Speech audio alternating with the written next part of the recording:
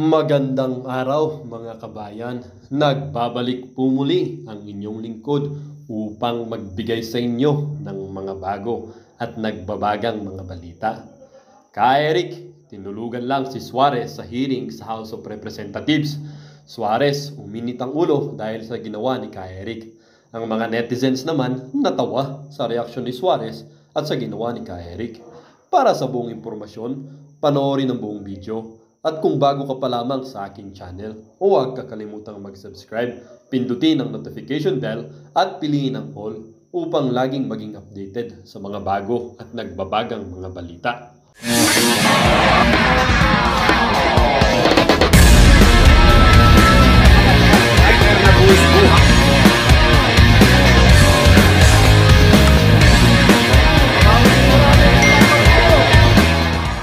Ang isyong ito ay naging usap-usapin din sa social media. Merong isang netizen na nagsabi, "Pray for both Eric and Dr. Lorraine Badoy. Mapagkatatag po kayo, dalawa, at maraming salamat sa pagmamahal sa bayan. Kayo ang tunay na bayani. Salute sa inyong dalawa po." Sabi din naman ng isang netizen, "Thank you for making it clear to us who Paduano is. Nala-focus pala tayo doon sa Makabayan Black na dila ang sumisira sa ating Vice President, pero di natin napansin itong si Paduano na mas matindi pala. Talaga nga palang kontrolado ng mga rebelde ang Philippine Congress. Kaya ano pa ang asahan dyan ng ordinaryong mamamayan? Buo pa rin ang paniniwala ko sa leadership tandem ng Pangulo at Vice President. Ngunit magiging inutil din lang naman ang mga kanilang pamamahala sa bansa kung ganyan kabulok ang legislative branch na siyang sandigan sa pagpatupad ng programa ng executive. Naku, parang nagiging hopeless na tayo at malabo na talagang makamit ang pagkakaisa sa bansang ito. Sana katukin ng Diyos sa mga puso at isipan ng mga ganid na to upang magbago ang kanilang pananaw bago pa maging huli ang lahat. Sabi din ng isang netizen, kawawa naman ang taong bayan at nang dingoy ang mga taxpayers. Ang binayad natin tax ay siyang magpapahamak sa atin kapag nagtatanong ka kung paano nila winawaldas. Ang tax ng bayan, sarap pakinggan kapag sinasabi ng mga kurap na congressman, "This is your tax is working for you." Baliktad pala ang kinalabasan. Po itong si Sir Jason sa at kikilalanin po natin kung sino nga po ba itong si Karapali Lualhati. Kikilalanin po natin kung sino nga ba yan si Congressman Paduano. Wala lang, gusto lang natin kilalanin.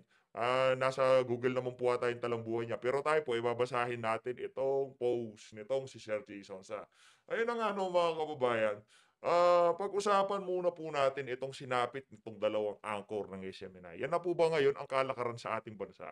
Kaya marami po sa mga ngayon, mga kababayan natin nababahala na po. Nababahala na po dito sa nangyayari ngayon sa ating bansa.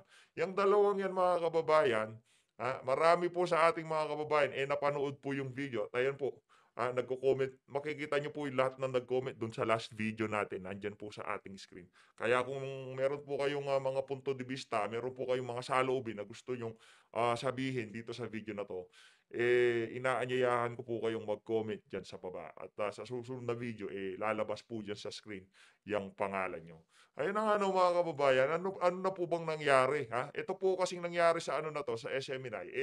Magsisend to ng parang warning sa mga mainstream media, sa mga susunod pang mga media personalities na magtatanong dito sa budget ng House of Representatives na huwag kayong basta-basta magtanong. Dahil pagka yung tanong nyo, merong nasaktan dyan na congressman, mayayari kayo at iimbestigahan ang prangkisa nyo. Yan ang panigurado dyan.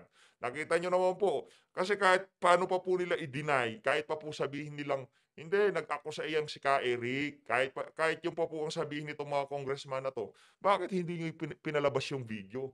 Nakadalawang hearing na kayo. Yun lang naman ang gusto ng sambayan ng Pilipino makita yung video kung talaga nga bang nag-akusa itong si Ka Eric, sinabihan niya na 1.8 billion ang travel expense itong si Speaker Martin Romualdez. Kung talagang totoo yung mga sinasabi niyo dyan sa House, bakit? Bakit hindi niyo pinalabas, pinlay yung video sa dalawang hearing? Almost tigpa 5 hours yung yung hearing nila Yung 2 minutes, almost 2 minutes na video, doon sa programang Laban Kasama ang Bayan, hindi po nila pinalabas. Hmm. Kasi pagka pinalabas po nila yon, sabi nitong si Attorney Mark Tolentino, magmumukha silang clown do'n pagka pinalabas nila yung video na kung saan talagang nagtatanong itong si Ka Eric. Ang lagi lang pong sinasabi nitong si Suarez, misinformation tapos fake news. Eh, wala namang nilalatag na video. Sabi-sabi lang yung sa kanya. Pero kung ilinatag mo yung video tapos talagang nakita ng taong bayan na misinformation tapos fake news yung ginawa nitong si Ka Eric at hindi siya nagtanong, eh, pasensyahan na lang po tayo. Hindi po kayo paniniwalaan ng sambayan ng Pilipino sa mga sabi-sabi nyo lang dyan sa House of Representatives. Ngayon naman po mga kababayan, ayan po, yan po ang sinapit. Ha? Yan po ang sinapit ng mga personalidad na nagtanong kaugnay diyan sa budget nitong si Speaker Martin Romualdez. Okay lang yan, Ka Eric. Pangalawang araw ng hunger strike nyo, isipin nyo, ano nyo na lang yan. Ang tawag dito, nagda-diet na. Isipin nyo, ano na lang, nag-aano kayo, nagpa-fasting na lang kayo. Sabayan nyo na ng panalangin nyo, no? Ipanalangin nyo itong ating bansa. Ipanalangin yung ating bansa. Tayo din po mga kababayan, ipanalangin natin ano na pong nangyayari dito sa bansa natin. No? Pag bago po kayo matulog pagkagabi, manalangin po kayo at isama po natin sa ating panalangin itong ating lupang sinilangan. No? Ano na pong nangyayari. Ayun, dumako naman tayo dito po mga kababayan. Ito po, ang hindi nating napasada ng mabilisan kanina. Ang sabi po dito, ito po ang gagawin nitong mga tambat trolls, mga pro-admin, vlogger, anti-Duterte vlogger. Ito po ang kanilang narrative. Ang sabi po dito, how support subject, how supports the president. For X, ibig sabihin Twitter, and Facebook pro-admin and anti-Duterte. Upload the photo of the statement. Ayan po, mga kababayan. Ito po ang sasabihin nitong mga tao na to. Kaya pagka meron po kayong nakitang ganito, alam nyo na po, ano yan, mga trolls yan na talagang pinag-usap-usapan na kung ano ang ilalabas nila sa social media. Tayo po, kahit sinusuporta natin si VP Sara, yung mga taga-suporta niya, iba-iba po kami ng ginagawa. Yung isa, ganito ginagawa. Si PH Update, ganyan ginagawa. Iba-iba po kami. Hindi po kami nagkakaparehas. Pati sa style ng vlogging, kahit tignan nyo po yung ibang mga vlogger na kataga-suporta ni VP Sara, hindi po kami pare-parehas ng format at kanya-kanya po kami ng mga ginagawang mga topic, no? Wala pong kopya. Ayun na nga. Possible message. Pumili na lang po ng isa. Ito po yung mga possible message.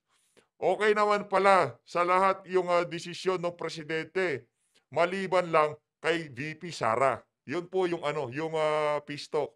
Okay naman po daw sa lahat, dahil marami nga naman nagpakita ng suporta dito kay President BBM kaugnay dyan sa visit na peace talk na yan, no? Ewan po natin ano nangyayari sa presidente natin. Ito po yung pangalawang mensahe. So pag nakita niyo po yung message na yon dito sa mga trolls na to, ibig sabihin, bayad po yung mga yan. Ito naman po mga kababayan, mapa-opposition o majority sa Kamara, suportado si BBM. O talaga namang suportado. Meron pa bang opposition sa ano? Mali ito eh. Dapat mapa mapa majority o majority. Wala namang opposition dyan eh. Meron po bang opposition dyan?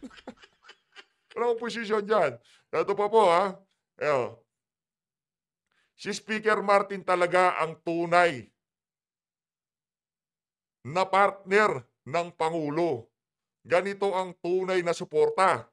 Yan po, ganyan daw po yung tunay na suporta. Bakit ba ang mga maka-Duterte ayaw sa kapayapaan? Ang babadoy nyo naman. Ayaw sa kapayapaan, ang babadoy nyo. Ang chichip nyo dyan. ito po mga trolls ng nitong administrasyon na to. Ang chichip nyo naman. Hindi naman sa pagkaano. Grabe, kailangan pa kayo bigyan ng ganito para malaman nyo lang kung ano yung gagawin yung post sa mga wall nyo. Grabe naman. Kaya nga pagka nakikipagdebate po itong mga to kay Ma'am Joey, ibang klase po sila mag-isip. Sa totoo lang, hindi po sila makapag-construct ng, kahit sentence, nahihirapan po silang mag-construct. 'Di naman po natin sinasabi na magaling tayo dito. Pero sinasabi po natin, 'yan ang kaibahan ng mga tunay na taga-suporta at yung mga bayad na taga-suporta. Yung mga bayad, wala naman po sariling pag-iisip 'yan. Kailangan mo silang i-feed ng information para meron silang ipalabas sa kanilang mga social media pages. Hindi po natin kagaya dito, ganyan. Ayan, ganyan. Oo, yung mga maka Duterte daw po ayaw ng kapayapaan. Ngayon naman mga kababayan, kikilalanin po natin, sino nga ba itong si, Congressman Paduano? Ang sabi po nitong si, Sir Jason sa kanyang post, "Let's get to know the main man who moved to cite in contempt of House of Representative broadcast journalist Ka Eric Almendras and, Doc Lorraine Badoy of PSMNI." Ito po, Rep. Joseph Stephen Paduano, Abang Lingkod, Party List, First Nominee. He he also known by his guerrilla name. Guerrilla name? Ibig sabihin kasama 'to, guerrilla name, eh. Kaya pala galit kay oh, guerrilla name. May guerrilla name po siya. Ito po guerrilla name, oh. Ito po ang guerrilla name niya. Karapali Luwalhati. Siya po si Karapali Luwalhati. He is a former national commander of Alex Bungkayaw Brigade, ABB, the military arm of the, Revolutionary Proletarian Army, a component of the communist terrorist group Communist Party of the Philippines, CPP. He is also co-author of House Bill 3713, Parañaque Representative Joy Mirna Tambunting, a bill which sought to grant state franchise to ABS-CBN another 25 years, which was voted down by the House plenary. Sana makatulong ito upang lubos nating makilala ang ating mga mambabatas. Ayan po mga kababayan, siya din po pala yung co-author ng House Bill 3713, no? Yun po yung nagbibigay ng another 25 years franchise para dito sa ABS-CBN. Siguro po ngayon kilala nyo na itong si Karapali Luwalhati. Yan po si Congressman Paduano. Joseph Stephen Paduano. Ngayon naman mga kababayan, ito na nga po yun mga kababayan. Ito na nga po mga kababayan yung pakikinggan natin. Ito po itong mga punto de vista nitong si Sir Jason dyan sa nangyaring hearing dyan sa House of Representatives. Wait lang po, ibalik lang po natin itong larawan nitong dalawang broadcaster na contempt, nakakulong ngayon dyan sa House dahil sa pagtatanong. At saka hindi ko gusto itong gabay niyan. Ito, anong petsa na tayo ngayon, Admar? 7. Yan ay December 7. December 7. December 7. Thursday. Ilang araw na lang magsisimid na yung Kongreso, di ba? Next week, sir. Na. December 13. December December CJ. 13. Okay. Before December 13, nangyaring unang hearing, no? Involving Badoy, SMA. By the way, shout out kay Mary Jane Rodrigo. Shout out po sa inyo, madam. and Celis. Ang sabi nung kung sino man yung nagsalita Sir Ruel Rodriguez, shout out din po sa on inyo. behalf of Congress na naglabas ng isang kaprasong bond paper na may nakatype na mga figure na sinasabing yun ang ginastos sa travel, no? Sa travel expenses na 39 million something, no? Okay. Kako, ipagpalagay na nating totoo yung kanilang sinasabi, which I don't believe anyway. Because unang-una, kung may dapat ang magpaliwanag doon si Congresswoman Yeda Romualdez. Naku po. Yung pong si Congressman Yeda Romualdez, yung po ang asawa nitong si Speaker Martin Romualdez. Siya po pala dapat ang magpaliwanag dyan sa budget na yan. Naku. Ang chairman ng Ano ba yan? Committee on Accounts. Okay. Siya po pala yung chairman ng Committee on Accounts. Itong si Yeda Romualdez. Dapat po pala siya ang nagpaliwanag. Siya po ang naupo doon. At bumasa doon sa 4.7 4.3 million travel expense. Ito naman si Ma'am Yeda, dapat siya na lang nagbasa nun eh. Kasi ikaw yung chairman ng Committee on Accounts. Si Party List Representative Romualdez ng Tingog ay asawa ni Speaker Romualdez. Ay, ganun ba Kaya yun? ako, sabi ko nga, may Grabe conjugal naman. leadership sa House of Representatives. But be that as it may, anong tawag nito? Siya Sarap maging congressman, no? Lalo na yung, ano mo to, mga to, yung medyo tropa to. nagpaliwanag. Kasi tingnan mo, nakailang biyahe ang mga congressman abroad. Eh ako, hindi naman sa pagmamayabang, alam ko yung gastos pag nag-abroad. Correct. Easily, pag isang tao, hindi bababayan sa mga kalahating milyon. Pamasahe, hotel, pagkain, etc. Pagkain. Eh sila, kung lumakad, di naman lumalakad yan mag-isa. May Correct. kasama ka sa Okay. yan, kundi man stress. O di ba? Ibang class talaga tong si Sir Jay. Yun daw mga congressman, wala tayong sinasabing pangalan dito, hindi si speaker yan ha. Yun daw yung mga yun daw pong ibang mga congressman, hindi naman daw po lumalakad ng mag-isa yan, sabi nitong si Sir Jay. Kadalasan, lumalakad yan, grupo. Lumalabas ng bansa yan, grupo. Hindi po tag isa-isa. Minsan kasama niyan, asawa. Minsan kasama naman, mistress. May mistress pala kayo dyan eh. Di ba? Oo. Tapos, mag-aarkila yan ng mga limousine kasi social eh. Oo. Kailangan ganun mo ba yun? isundig ang dangal ng Limousine? Pilipinas. So, hindi Gro. ka pwedeng Sa sumakay bagay, ng taxi. correct. Alam nga namang congressman ka ng congressman ka ng Pilipinas. Pupunta ka sa isang pagpupulong, sakay-sakay mo taxi, di ba? Maangas ka diyan. Hindi ka pwede mag-taxi diyan. Dapat dating mo diyan, naka-ano ka diyan, naka-Mercedes-Benz ka o kaya naka-limousine ka. Hindi pwedeng basta-basta yung sasakyan mo. Siyempre, dangal ng Pilipinas yung pinaghahawakan mo diyan. Taxi dyan. O bakit po tayo sumisigit? Kasi show po natin to. So, ganyan kalaki ang gastos. So, anyway, Grabe. ipagpalagay na nating totoo at tama yung 39 million. Okay. So, ibig sabihin, kung akala ko nga 1.8 lang eh. Kaya yun ang tanong ko eh. Totoo ba na 1.8 billion yung travel expenses budget ni Speaker? Okay. Aba, hindi pala eh. Nung lumabas yung record, 2 billion and 66 million.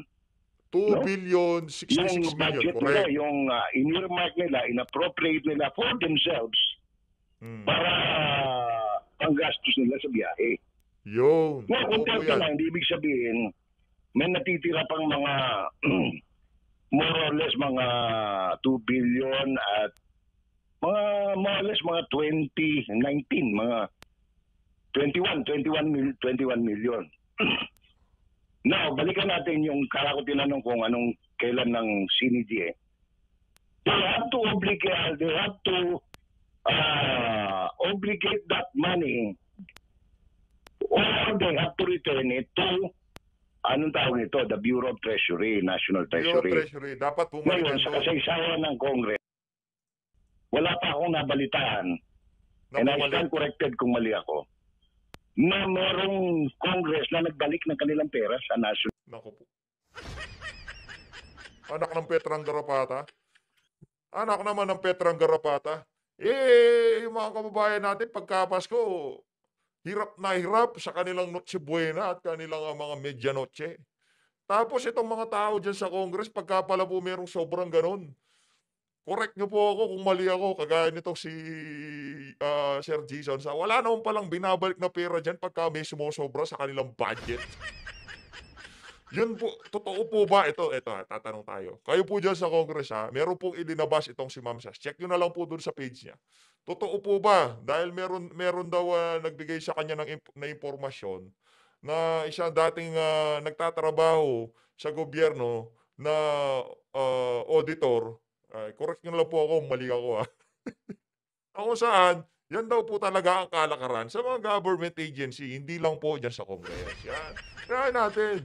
sa mga government agency na talagang pinapasobra daw po nila yung kanilang mga budget para pagka matatapos na ang taon, meron silang year-end bonus. On top of that, yung kanilang mga sobrang pera na hindi nagastos, paghahati-hatiin daw po yun. Yung totoo po ba yun? Daw po yun. Di umano. Hindi tayo sigurado. Nagtatanong. Mahirap na. Mahirap po kayo magtanong, no? Sabi daw, nung nag-text kay yung pinost nitong si Ma'am Sas, di umano talagang yan daw ang kalakaran sa mga government agencies. Pinapasobra daw po yung kanilang mga budget. Yan, nasabi. Yan, di umano. Tapos pagkatapos ng taon, meron silang year-end bonus which is kasama na yon doon sa kanilang budget. Meron na, ha? On top of that, yung mga hindi nila nagastang pera, paghahati-hatian pa nila. Ibang klase. Kaya pala pagka Pasko, itong mga government employee talagang merry ang Christmas. Di ba? Yung mga government official talagang merry ang Christmas sila. Marami silang pinaghahati-hatian. Well, ano na lang, good luck na lang sa inyo. No? Mabuhay po kayong lahat. Treasury at the end of the year. Grabe. Usually they obligated, dyan nila kinukuha yung mga pambonus ng mga empleyado, pambonus ng mga congressman, at kung ano-ano pang pinagkagastusan. Ang tawag dyan sa government accounting and budgeting ay you obligate the savings so that you don't have to return it to the National Treasury. Oh, okay. Kasi pagka return mo, next budget season, masisilip yun ng treasury at ng COA siguro dahil hindi mo naubos yung pera na yun. Hindi ka na pwedeng mag-request ng malaking pondo. Kasi hindi mo naman hindi mo naman na-utilize, hindi mo naman nagamit lahat eh. So kung magkano lang yung nagamit mo, siguro doon sa figure na yun, doon ka na lang nila bibigyan. Kaya kailangan ubusin para next budget season, talagang ma-justify mo yung hinihingi mong pagkalaki-laking pera, gagamitin mo lang pala, kakarampot doon sa hinihingi mo. Galing, palakpakan po natin. Napakahusay. Bilib na po. Kayong mga Pilipino, tayong mga Pilipino na nakatira dito sa Pilipinas, huwag na po kayong umasa. Huwag na po. Pagka naupo si BP Sara, ano pong magagawa ni BP Sara? Meron siyang magic wand na abracadabra, bababago lahat? Hindi po. Walang ganun. Walang ganun. Sistema po natin, bulok. Bulok. Sobrang bulok. Bulok at its core. Wag na po kayo. Yung mga kababayan nating mahirap na talagang kailangan ng ayuda, okay yan. Mangingi na lang po kayo ng ayuda. At least maramdaman nyo, makuha nyo na lang yung ayudang para sa inyo. Kasi hanggat hindi na bago tong sistema na to, talagang yung mga kababayan nating mahirap, talagang utak ayuda lang yan. Wala naman talagang kalidad na serbisyo na aabot sa sambayan ng Pilipino. Naku po! Nakita nyo naman po yung budget. Sa traveling expenses, 2,066 million ang nasa MOOE. Ang ginamit lang, wala pang 50 million yung ginamit. Anong klaseng kalokohan yun? Diba? Kaya tayong mga Pilipino, huwag na po kayong umasa. Huwag na. Habang hindi napapalitan tong bulok na sistema na to na nagbibenepisyo lang, itong mga politiko at mga oligarko, mga mayayaman, minsan napapaisip na po tayo eh. Minsan naiintindihan na natin yung ibang mga militanteng grupo bakit tumatayo sila, lumalabas sila sa daan eh. Kasi talagang kung pag-aaralan po natin itong ating bansa, bulok na bulok ang sistema. Sobrang bulok ang bantot, mga kababayan. Kung alam nyo lang, napakabantot, napakadugyot, kadiri. Yun lang po ang masasabi natin. Itong sistema ng bansa natin, kadiri. Hindi po unlad ng Pilipinas. Kahit maupo pa si VP Sara, kung hindi rin mapapalitan ang bulok na sistema na to. Yun ang sigurado. Kakadiri po. Matakan nyo, 2,066 million ang budget na hiningi. Ang ginastos po nila dun sa figure na yun, wala pang 50 million. Anong klaseng kalokohan yun? Diba? Kakalukuhan po tayo sa totoo lang. Kakalukuhan tayo dito. Imbis na yung mahigit 2 bilyon, ilagay kung food security o para sa agriculture o kung saang ahensya man ng gobyerno na kailangan ng pera o diyan sa armed forces, di sana nagamit. Ayun, nakatenga dun sa account ng House of Representative. Sabihin niyong di totoo yan, nasa GAA yan. Dun sa, ano yung GAA? Basta nandun yun. 2,066,000,000. Tapos wala pang 50 million yung gastos sa traveling expenses, tapos inaasahan nyo, pagka umupo si VP Sara, uunlad na kagad Pilipinas. Hindi totoo yun. Ito po mga kababayan, bulok ang sistema ng Pilipinas, period. Tapos. Wala na po tayong pag-uusapan diyan. Imagine, nagtanong lang nga 'tong mga 'to about sa budget. Nakakulong sila ngayon. Hopefully tayo, wala naman tayong tinatanong, eh. So, ako lang, tagal naman natin kumo-cover dyan sa Congress nung sa 40 years na nasa media ako. Usually dyan 40 years. kinukuha yung mga pabonus ng mga congressman. Depende yan kung gaano ka kalapit sa kalan. Pwede kalahating milyon, pwede isang milyon, pwede. Pagka malapit ka sa kalang, marami kang makukuhang uling. Yun. Pero pagka medyo malayo-layo ka sa kalan, wala kang makukuhang uling. 1 milyon, kalahating milyon, asa pa kayo na umunlad ang 5 Pilipinas. million, pwedeng 10 million. Mga kababayan, sa totoo lang, tayo dito sa PH Update, wala po tayong hinahangad kundi umunlad itong bansa na to. Ito lang real talk tayo. Gusto po natin umunlad itong bansa na to. Kaya sinusuportahan natin yung mga programa na talagang naniniwala tayo na makakapagbabago sa kalidad ng pamumuhay ng mga Pilipino. Pero ang nangyayari po dito mga kababayan, hihingi kayo ng 2.066 billion. Tapos gagamitin nyo, wala pang 50 million. Diba? Asa pa kayo, nauunlad ang Pilipinas? Milyon. At usually, kung sino yung malakas tumakol, in defense of the institution, from those who besmirch the dignity of Congress, yun ang nakakatanggap ng malaking envelope. Okay. Gets. Yun daw po mga malalakas tumahol dyan sa House of Representatives, sabi nitong si Sir Jason sa pagka year-end bonus, sila daw po ang merong pinakamatataas na nakukuhang bonus di umano. Yung mga malalakas tumahol, paano ba tumahol? Ow! Rosemary. Paano tumahol? Ow! Ganun po. Si Rosemary. Pagdating ng Pasko. Okay. Gets. Kuha na, Admar? Yes, sir. Oh. Ganyan Yes, pala sir. yun. Ganun pala yun. Bahagi po ba yan, Sir Jay, ng hiwaga ng buhay din? Hiwaga ng buhay. Hiwaga talaga ang buhay. Pero yan, hindi na hiwaga yan dahil alam ng lahat yan sa loob ng Batasan Pambansa na nangyayari yan. No? Sir, ito, panawagan Kung sino man nakakakilala dito kay Sir J, idol po natin yan sana po may bahagi niyo po tong video natin kay Sir J, no? Sobrang iniidolo natin yan. Sana one of this day makadaupang palad natin tong si Sir J Sonsa. Sobrang iniidolo po natin yan. Sir J, shout out kay Sir J Sonsa. Ayun ang mga kababayan, sa mga umaasa na uunlad pa ang ating bansa, manalangin po tayo.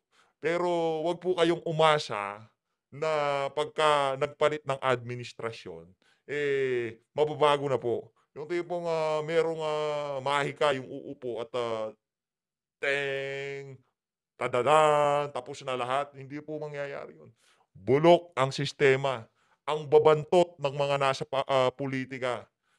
Nakikinabang lang dito sa 1987 Constitution na to, yung mga oligarko, yung mga politikong hindi mawari kung kailan mabubusog dito sa pera ng taong bayan, no? Sila lang po nakikinabang. Yung taong bayan na nandiyan sa gilid, yung nandiyan sa kalsada, pakialam nila doon. wala silang pakialam doon. Pakialam doon. Imposible. Ang tagal na po nitong sistema na to. Meron na po ba nangyari sa ating bansa? Sa bagay, ito po daw yung pinaka magandang constitution, perfect constitution at hindi sagradong constitution na to, hindi pwedeng baguhin. bulok po ang sistema natin dito sa Pilipinas. Sa mga kababayan nating umaasa pa na 'pag nagpalit ng administrasyon tapos ang lahat ng problema. Huwag po kayong sisigaw sa daan pagka merong, kampanya. Naglolokohan lang po tayo. Tigilan niyo po yung kaka-motorcade na 'yan. Huwag po kayong magbigay ng donasyon dito sa mga politiko na 'to. Huwag po kayo ba't kayo magbibigay ng donasyon sa mga 'yan, para saan? Ba't kayo bibili ng damit para ipa-print at ikampanya 'tong mga ulupong na 'to? Kalokohan. Kaya ngayon mga kababayan, sinasabi ko na po sa inyo, sa susunod na eleksyon, yung iboboto natin ay yung iboboto natin. Wala na maraming tsetche, buretche. Tawanan na lang po natin sila kasi kahit anong gawin natin dito, yan po ang sistema. ah, ah, Get used to it, sabi nga nung dating amo ko. Nahihirapan ka, get used to it. Masanay tayo. Sa napanood niyong video mga kabayan, ano naman po ang inyong mga opinyon? Ang ating comment section ay bukas para sa inyong mga komento at reaksyon. Huwag kakalimutan, do not let your thoughts left unspoken. As citizen of this country, your opinions matter. Huwag pong mahihiyang magbigay ng inyong mga saloobin, mga kabayan. At syempre, huwag nyo din pong kakalimutan i-share ang video ito upang inyong mga kaibigan at kapamilya ay maging aware din sa kung anong nangyayari sa ating bansa. Huwag din kakalimutang mag-iwan ng like. Hanggang sa muli!